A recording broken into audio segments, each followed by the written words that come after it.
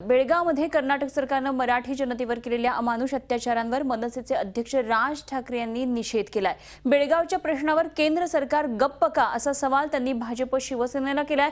तर आज तीच जर तोच जर प्रकार तशाच प्रकारचा सुद्धा ज्या प्रकारे पोलिसांनी मारलं किंवा काय झालं हे जर उद्या महाराष्ट्रामध्ये झालं असतं इतरांच्या बाबतीत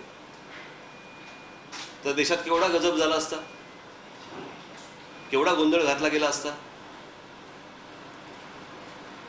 आणि दुसऱ्या प्रांतामध्ये मराठी लोकांना जेव्हा अशा प्रकारे तुडवलं जातं त्याच्याबद्दल कोणी ब्र काढायला तयार होत नाही,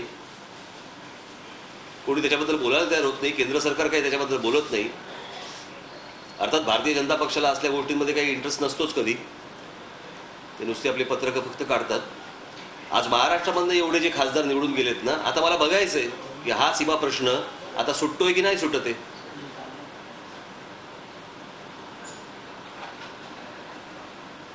बघू आता काय होते त्याचं। पण या गोष्टींचा जेवढा निषेध करावा तेवढा निषेध झालाच पाहिजे आणि मला असं वाटतं केंद्र सरकारने या गोष्टींची गंभीरपणे दखल घेतली गेली पाहिजे।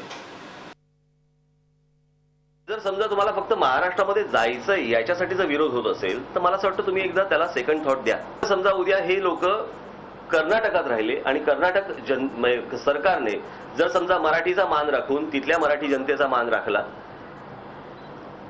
तिथल्या त्यांना नोकऱ्यांमध्ये जर समजा तुम्ही सामावून घेतलं आणि इतर ज्या काही फॅसिलिटीज आहेत त्या समजा सगळ्या मिळाल्या तर हा किती काळ इश्यू ताणायचा याला पण काही मर्यादा। झी 24 तास रहा एक पाऊल पुढे।